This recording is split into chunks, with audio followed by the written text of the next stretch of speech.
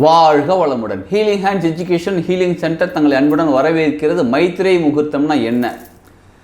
அன்றைக்கி நம்ம அந்த நேரத்தில் நம்ம என்னெல்லாம் செய்யணும், இப்போ வரக்கூடிய டிசம்பர் மாதம் வரக்கூடிய மைத்திரை முகூர்த்தத்தில் நம்ம என்னெல்லாம் செய்யணும் அப்படின்றத தெளிவாக தெரிஞ்சுக்க போகிறோம். வீடியோ முழுசாக பாருங்கள். எனக்கு கடன் பிரச்சனை அதிகமாக இருக்குங்க. அது கோடிக்கணக்கில் இருந்தாலும் பரவாயில்ல, லட்சக்கணக்கில் இருந்தாலும் பரவாயில்ல, ஆயிரக்கணக்கில் இருந்தாலும் பரவாயில்ல, கடன் தான். அதாவது 100 கோடி ரூபாய் கடன் இருந்தாலும் அவருக்கு வந்து அதே மனநிலை தான். அதே எப்படா அடைக்க போகிறோன்றது. 10 லட்சம் கடன் இருந்தாலும் அதே எப்படா அடைக்க போகிறோன்ற மனநிலை தான். ஆயிரக்கணக்கில் கடன் இருந்தாலும் அதே எப்படா அடைக்க போகிறோன்ற மனநிலை ஒன்று தான். அமௌண்ட்டு மட்டும்தான் வேறு. எப்படிப்பட்ட கடன் பிரச்சனையாக இருந்தாலும் பரவாயில்ல. சொல்லுவாங்களோ ஒரு பழமொழி கூட, கடன் பட்டார் நெஞ்சம் போல் கலங்கினான் இலங்கை வேந்தன். அந்த காலத்தில் ஒருத்தர் வந்து கடன் வாங்கிட்டு திருப்பி கொடுக்க முடியலன்னா அவர் அவ்வளோ கஷ்டப்படுவாராம். அது எப்படி இலங்கை வேந்தன், அதாவது ராவணன் வந்து அவ்வளோ கஷ்டப்பட்டாராம், அந்த அளவுக்கு மனம் கலங்கினாராம். அப்படிப்பட்ட பிரச்சனைகளுக்குள்ளே நீங்கள் இருக்கீங்க. கடன் பிரச்சனை நிறையா இருக்குதுங்க, திருப்பி கொடுக்கணும். நார்மலாக சொல்லுவாங்க, சனிக்கிழமை ஒரு விஷயம் செஞ்சால் திரும்ப நடக்கும். அப்போ சனிக்கிழமை அன்னைக்கு கடன் கொடுக்குறோம், அதாவது வாங்கின கடன் திருப்பி அடைக்கிறோம் அப்படின்னா திரும்ப நடக்கும், சீக்கிரம் கடன் அடைஞ்சிரும் அப்படின்னு சொல்கிறாங்க. கரெக்டு தான், நடக்குது. சரி, குளிகை காலத்தில் நீங்கள் கடன் அடைச்சிங்கன்னா திரும்ப நடக்கும். குளிகை காலத்தில் ஒரு விஷயம் நடக்குதுன்னா திரும்ப நடக்கும். நான் குளிகை காலத்துலேயும் கடன் அடைக்க ட்ரை பண்ணேங்க. ஆனால் எனக்கு இன்னமும் கடன் முழுமையாக அடைய மாட்டேங்குது. சனிக்கிழமையும் ட்ரை பண்ணி பார்த்துட்டேன், குளிகை காலத்துலையும் ட்ரை பண்ணி பார்த்துட்டேன், சனிக்கிழமை அன்னைக்கு வரக்கூடிய குளிகை காலத்துலையும் ட்ரை பண்ணி பார்த்துட்டேன். எனக்கு இன்னமும் கடன் வந்துக்கிட்டே இருக்குது. அதாவது நான் திரும்ப புதுசாக கடன் வாங்கிக்கிட்டே இருக்கேன், திரும்ப புதுசாக கடன் அடைச்சிக்கிட்டே இருக்கேன். எனக்கு முழுமையாக அடைய மாட்டேங்குது. இதற்கு நான் என்ன பண்ணுறதுன்னு கேட்டிங்கன்னா, நீங்கள் அதற்கான சிறந்த நேரம் தான் இந்த மைத்திரை முகூர்த்தம். டிசம்பர் மாதம் 1ஆம் தேதி ஞாயிற்றுக்கிழமை அன்னைக்கு காலையில் 5:15 7:15 மணி வரையிலும், அதே மாதிரி டிசம்பர் மாதம் 11ஆம் தேதி சாயங்காலம் 2:30 மணிலேருந்து, சாயங்காலம் கூட சொல்ல முடியாதா, சரி மத்தியானம் 2:30 மணிலேருந்து 4:30 மணி வரையிலும் இந்த மைத்திரை முகூர்த்த நேரத்தில் நீங்கள் வாங்கின கடன் திருப்ப கொடுங்க. நான் வந்து 1 கோடி ரூபாய் வாங்கியிருக்காங்க, என்கிட்ட 1 கோடி ரூபாய் திரும்ப கொடுக்கறது இல்லைங்க அப்படின்னு நீங்கள் நினச்சாலும் உங்களால் இப்போ என்ன முடியும், 1 லட்சம் முடியுமா, 1000 ரூபாய் முடியுமா, எடுத்து ஒரு கவரில் போட்டிருக்கோங்க.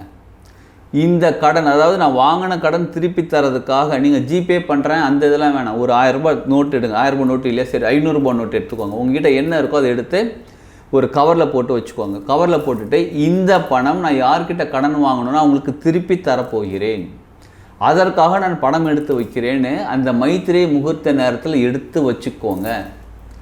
சரி, இப்போ என்கிட்ட அமௌண்ட் இருக்குங்க, 1 கோடி ரூபாய் இருக்குது, 1 லட்ச ரூபாய் இருக்குன்னா இப்போ ஜிபே பண்ணலாமா? எஸ், ஜிபே பண்ணிவிடுங்க. அந்த நேரத்தில் உட்காந்து ஜிபே பண்ணிவிடுங்க. கூகுள் பே, ஆன்லைன் ட்ரான்ஸ்ஃபர் ஏதோ ஒன்று பண்ணிவிடுங்க.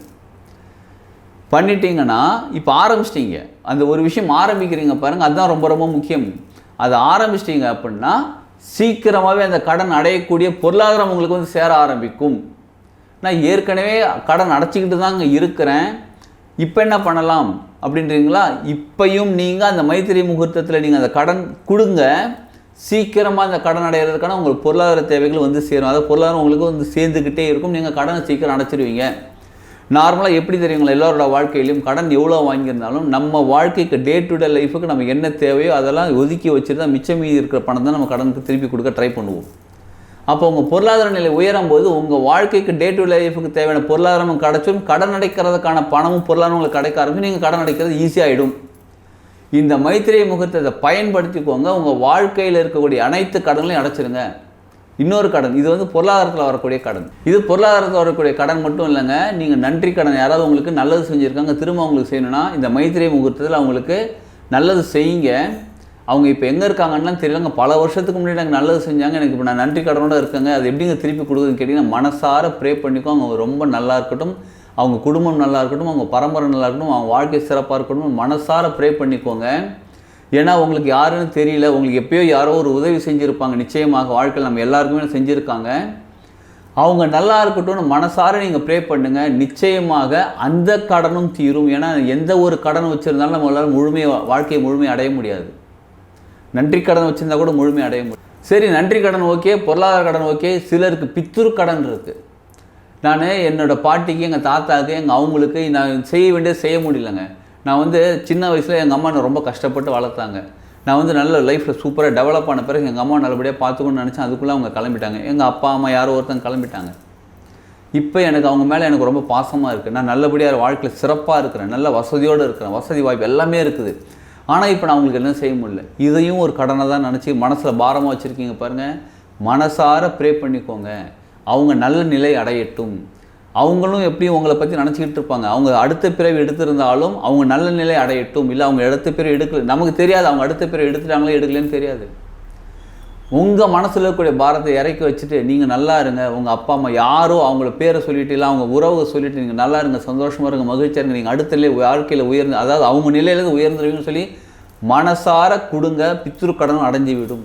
ஸோ எப்படிப்பட்ட கடனாக இருந்தாலும் இந்த மைத்திரேய முகூர்த்தத்தில் ஈஸியாக அடைக்க முடியும். இதை பயன்படுத்திக்கோங்க. முக்கியமாக பொருளாதார கடன் நிச்சயமாக உங்களுக்கு தீர ஆரம்பிக்கும். உங்களுக்கு வாழ்க்கைக்கு என்ன தேவை அவ்வளவும் கிடைக்க ஆரம்பிக்கும். இதை பயன்படுத்தி வாழ்க்கையில் கடனே இல்லாமல் சரி எப்பயுமே பொருளாதார செழிப்போட நிம்மதியாக ஜாலியாக ஹாப்பியாக இருங்க. வாழ்க வளமுடன்.